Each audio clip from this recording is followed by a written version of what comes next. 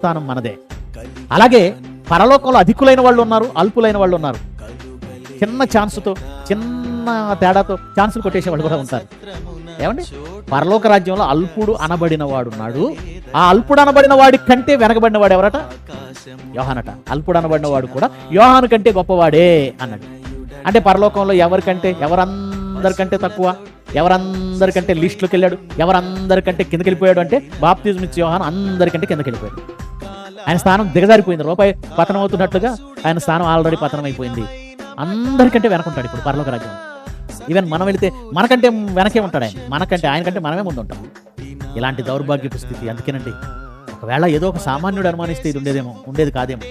తోమ కూడా అనుమానించాడు, కానీ ఎలాంటి పరిస్థితి తోమకు రాలేదు. ఎందుకంటే తోమ యేసుక్రీస్తు వచ్చిన తర్వాత యేసుక్రీస్తు బోధ విని అంగీకరించి వచ్చాడు.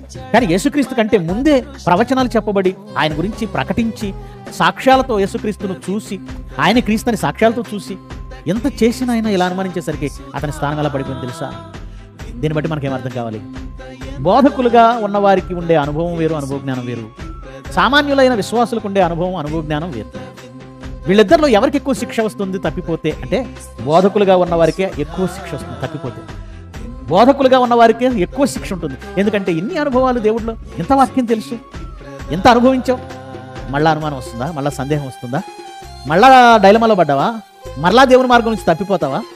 మార్గదర్శివైన నీవు మార్గాన్ని మర్చిపోతావా? అనేకులకు మార్గం ప్రకటించిన నీవే ఆ మార్గాన్ని మర్చిపోతావా? వద్దు. మనం అన్ని విషయాల్లో మితంగా ఉండాలి. మనం అన్ని విషయాలు తగ్గించుకోవాలి. మనం అన్ని విషయాల్లో మితంగానే ముందుకు వెళ్ళాలి. ఏదైతే యేసుక్రీస్తు చెప్పాడో పాదాలు కడగాలి అని అది మనం చేయగలగాలి. కనుక ప్రియమైన దేవుని పిల్లలారా, మరి మనలో కూడా ఇలాంటి వాళ్ళు ఉన్నారేమో మనం చూసుకోవాలి.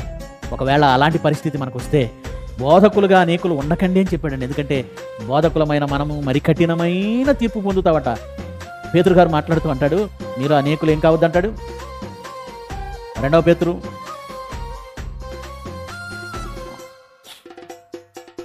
బోధకులమైన మనకు కఠినమైన తీర్పు ఉందన్నాడు. సారీ, యాకోబు పత్రిక అండి, పేతురు కాదు. యాకోబు పత్రిక 3వ అధ్యాయం 1వ వచనం. యాకోబు పత్రిక 3వ అధ్యాయం 1వ వచనం. నా సహోదరులారా, బోధకులమైన మనం మరి కఠినమైన తీర్పు పొందుదామని ఎరిగి మీలో అనేకులు బోధకులు కాకుండండి. బోధకులు అంటే మీరు మార్గదర్శకులైన మీరేం ప్రకటించారో మీరే మర్చిపోతే ఎలా? మీరేది ప్రకటించారో అది మీరు వదిలేస్తే ఎలా? మీరేది ప్రకటించారో దానిని వదిలేసి మార్గం వదిలేస్తే ఎలా? కనుక ప్రియమైన దేవుని పిల్లలారా, జాగ్రత్త. మీరు ఏది చెబుతున్నారో దాన్ని విడిచిపెట్టకండి.